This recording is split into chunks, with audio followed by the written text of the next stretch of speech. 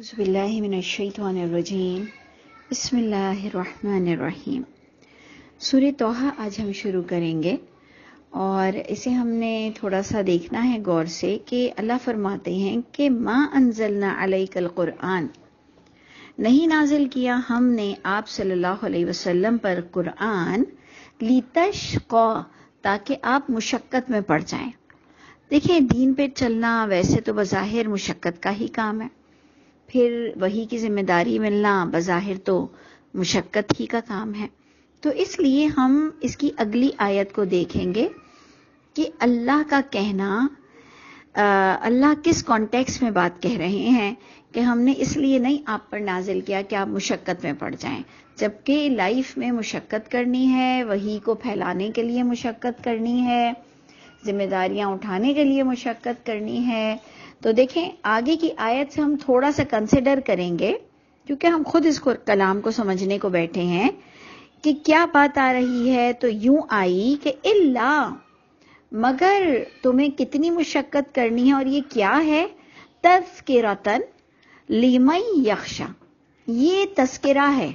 یہ ذکر ہے، یہ نصیحت ہے، اور ہر اس شخص کے لیے ہے جو خود ڈرتا ہو۔ تو کچھ میری انڈرسٹینڈنگ یوں ہوئی ہے، میں نے اسے یہ سمجھا ہے کہ اے نبی، ہم نے آپ کو یہ قرآن اس لیے نہیں دیا کہ جو نہ مانے اسے بھی زبردستی منوائیں، اور جی یہ سب کو منوانا اور ماننا ضروری ہے۔ یہ اس لیے اے نبی آپ پر یہ ذمہ داری نہیں ڈالی گئی، جو میری انڈرسٹینڈنگ اب یہ ہوئی لمن یخشی سے، کہ اے نبی مشقت اس حد تک نہیں ہے آپ کے ذمے کہ آپ کسی کے دل میں زبردستی اس قرآن کو انڈیلیں، آپ زبردستی کسی کو مسلمان کریں۔ جو مانتا ہے تو پھر ٹھیک ہے کہ ان ھذہ تذکرہ فمن شاء اتخذ الی ربہ سبیلا، جو چاہے اپنے رب کی طرف راستہ اختیار کر لے۔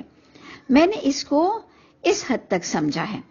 تو اس لیے ذرا سا غور کیجئے گا کہ یہاں پر آپ کو کیسے لگتا ہے، آپ نے اس کو کیسے جوائن کیا کہ نہیں نازل کیا ہم نے آپ صلی اللہ علیہ وسلم پر قرآن کہ آپ مشقت میں پڑ جائیں، مگر یہ اتنی مشقت ہے کہ یہ ایک نصیحت نامہ ہے، اور لمن یخشی جو ڈرتا ہو اس تک آپ کو یہ پہنچانا ہے، اور یہ مشقت اٹھانی ہے، زبردستی کسی کو نہیں منوانا۔ کیوں؟ کیونکہ یہ اتنا کریم کلام ہے، اتنا عزت والا کلام ہے کہ تنزیلا ممن خلق الارض والسماوات العلی، کہ یہ نازل کیا جا رہا ہے اس ذات پاک کی طرف سے جسے تخلیق کیا، جو پیدا کیا ہے اس ذات پاک نے زمین کو اور آسمانوں کو، العلا جو کہ بہت بلند ہے، یہ اس ذات پاک کا کلام ہے، یہ کوئی گرا پڑا کلام نہیں ہے، یہ کسی فقیر کا پیالہ نہیں ہے کہ بھائی ڈال دو، بھائی ڈال دو، بھائی 2 پیسے ڈال دو، 2 روپے ڈال دو، یہ کسی فقیر کا پیالہ نہیں ہے۔ سمجھنا ہے سمجھو، نہیں سمجھنا نہیں سمجھو، فضول ٹانگیں مت کھینچو۔ جو قرآن سے قرآن کو سمجھتا ہے، تو یہ چیزیں ایسی ہیں کہ اللہ کی کتاب ہمیں اور اس کی سپیریورٹی نظر آنے لگتی ہیں۔ اور آپ دیکھیں گے کہ جہاں اللہ تعالیٰ نے تخلیق آسمان اور زمین کی طرف ہمیں اشارہ دیا کہ میں وہ اللہ ہوں اور یہ میرا کلام ہے، یعنی جب تم اور ہم بے نیازی برتتے ہیں، اگر میں اس وقت لیکچر بھی دے رہی ہوں لیکن اگر میں اس پر عمل نہیں کرتی ہوں تو گویا اللہ بے نیازی کا اظہار کر رہے ہیں۔ ٹھیک ہے، اتنا جاننے کے بعد بھی بندہ اگر عمل نہیں کرتا تو یہ کوئی گرا پڑا کلام نہیں ہے، جس کو سمجھ آتا ہے وہ اس پر عمل کرے، نہیں سمجھ آتا چھوڑ دو، کیونکہ اللہ کی شان میں کوئی کمی نہیں ہونے والی۔ اور آگے آیت آتی ہے الرحمن، یہ وہ رحمان کا کلام ہے جو عرش پر مستوی ہے،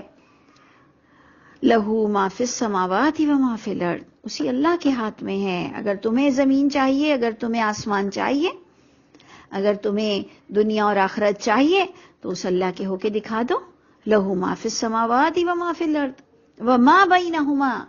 وما تحت الثری، سب کچھ اللہ کے ہاتھ میں ہے، سب کچھ، وما تحت الثری، مٹی کے نیچے تک بھی، زمین آسمان اور ان دونوں کے درمیان اللہ تمہیں نواز دیں گے۔ اللہ مجھ کو اور آپ کو مومنوں میں سے کر دے، کیونکہ ہم اس شارٹ کٹ بات میں، اس شارٹ کٹ دعا کو اپنا سکتے ہیں کہ اللہ مجھے آپ کا بنا دیجئے، جس پر ہم کہہ سکتے ہیں کہ اللہم اجعلنا من المؤمنین، اللہ ہم میں ہر وہ صفت پیدا کر دیجئے جو آپ کی رضا ہو، آپ کی چاہت ہو، اور ہمیں مومن بنا دے۔ آگے بھی اللہ فرماتے ہیں کہ اس ذات پاک کا کلام اگر تمہیں سمجھ نہیں آتا چھوڑ دو، وَإِن تَجْهَرْ بِالْقَوْلِ، اگر تم بات اپنی جاہری زور سے بھی کہو، فَإِنَّهُ يَعْلَمُ، پس بے شک وہ تو سر چھپی ہوئی بات تک کو جانتا ہے، تو یقیناً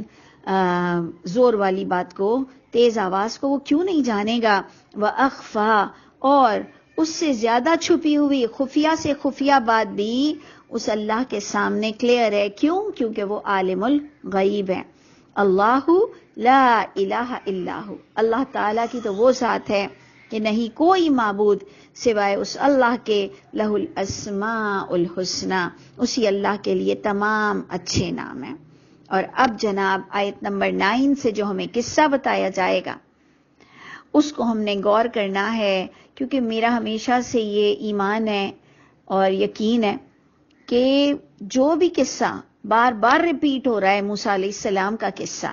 لیکن وہ کچھ نہ کچھ صورت کے ٹاپک سے میل کھا رہا ہوگا۔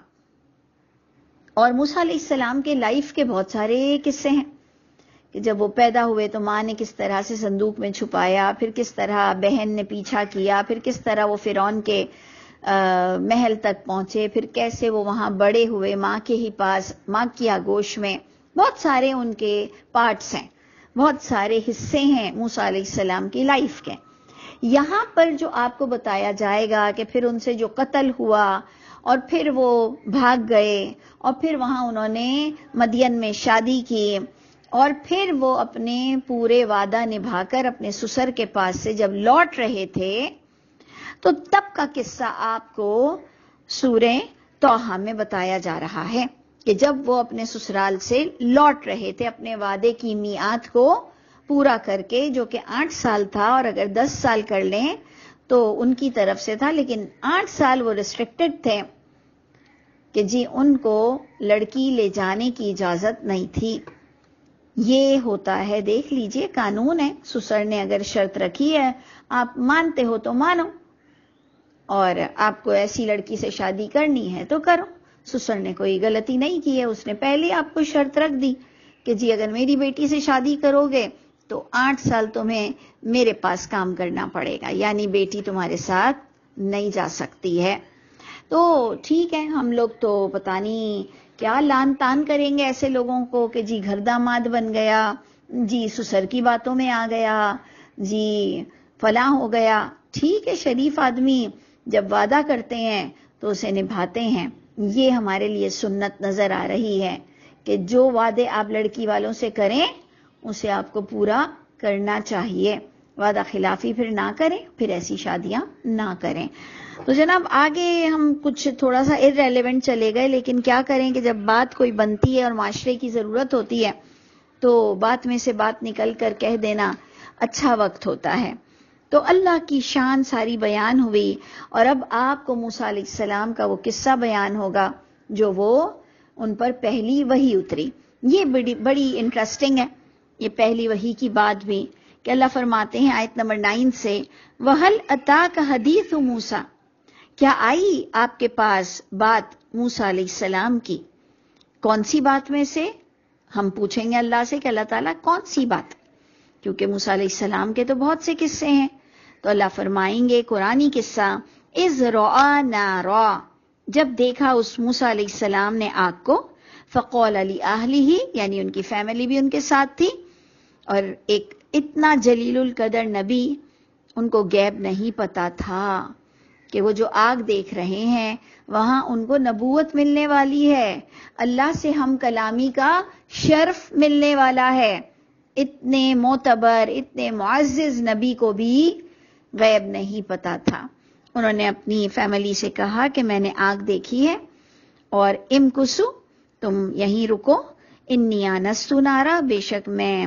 میں دیکھ رہا ہوں اور پا رہا ہوں آگ کو، شاید کہ میں لے آؤں اس آگ سے بی قبسن، کوئی انگارہ، او اجد، یا میں پالوں، علی النار ہدا، کوئی راستہ پالوں آگ پر۔ یہ وہ دین والا راستہ نہیں، یہ آنے جانے والا سفر کا راستہ۔ انہوں نے کہا کہ شاید یہ کوئی راستہ بتا رہا ہو، تم یہیں رکو، میں آ رہا ہوں۔ یعنی وہ جھوٹ تو نہیں بولیں گے نا کہ میں اللہ سے بات کر کے آ رہا ہوں، مجھے وہاں نبوت مل رہی ہے۔ ایک نبی یقیناً وہ عالم الغیب نہیں ہوتے ہیں کہ اتنی بڑی زندگی کا ٹویسٹ ہو رہا ہے،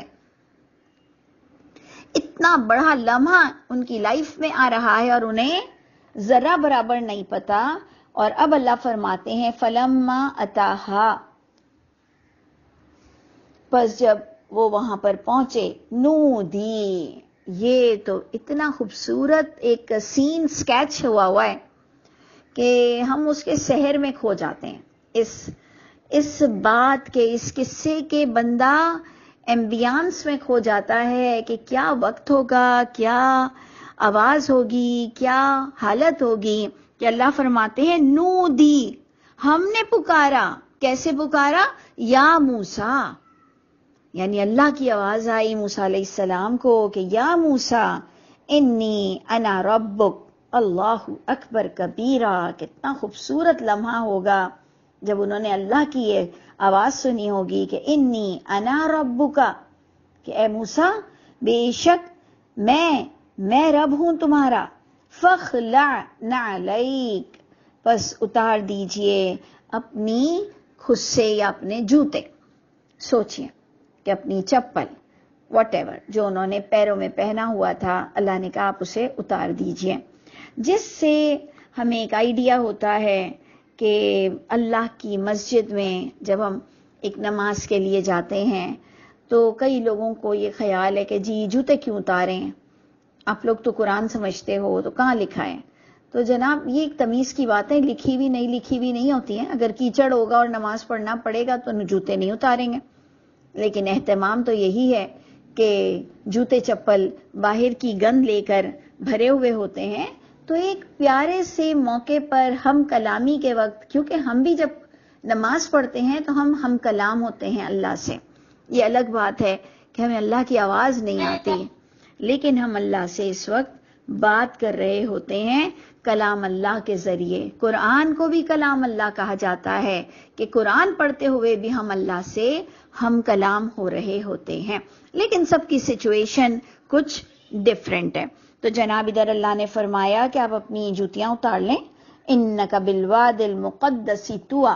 بے شک آپ مقدس وادی طویٰ میں ہیں، وانا اخترتک، اور میں نے چن لیا ہے آپ کو، کس کے لیے؟ اپنے کام کے لیے۔ اللہ اللہ، ہمیں بھی خوشیوں کے ساتھ، شفقت کے ساتھ، آسانی کے ساتھ اللہ ہمیں بھی اپنے کام کے لیے چن لیجئے۔ یہ الگ بات ہے کہ وہ نبی تھے، ہم ایک عام انسان ہیں، لیکن اللہ ہمیں بھی اپنے کام کے لیے چن لیجئے، ہمیں وہ توفیق، وہ ٹائم عطا فرمائیے، وہ دل کی وسعت نصیب فرمائیے، وقت کی وسعت نصیب فرمائیے۔ تو اللہ تعالیٰ فرماتے ہیں کہ میں نے چن لیا ہے آپ کو، فاستمع، غور سے سنیے، لما یوحا، جو وحی ہو رہی ہے اس کے لیے کان لگا کے سنیں، غور سے سنیں۔ اننی انا اللہ، بے شک میں ہی اللہ ہوں، لا الہ الا انا فاعبدنی، نہیں کوئی معبود سوائے میرے، پس میرے بندے بنو، میرے غلام تمہیں بننا ہے، مجھے پکارنا ہے۔ عبد کے بہت سارے ترجمے ہیں کہ مجھے ہی پکارو گے، مجھے ہی میری ہی عبادت کرو گے